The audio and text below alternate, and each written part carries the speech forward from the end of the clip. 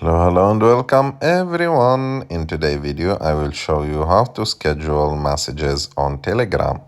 To do this it's very simple. You have just to go to Telegram, open it, and after that go to any conversation where you want to schedule a message.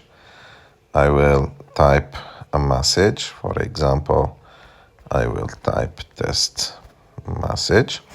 And after that, don't just press on send, but long press on it. And as you can see, new options appeared: send without sound, send when online, or schedule message.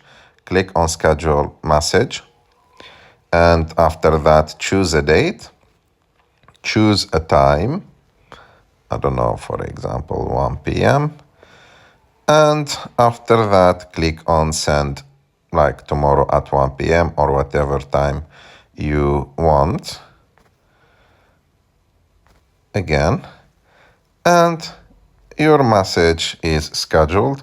And as you can see, there is a new icon that appeared near to the sticker icon.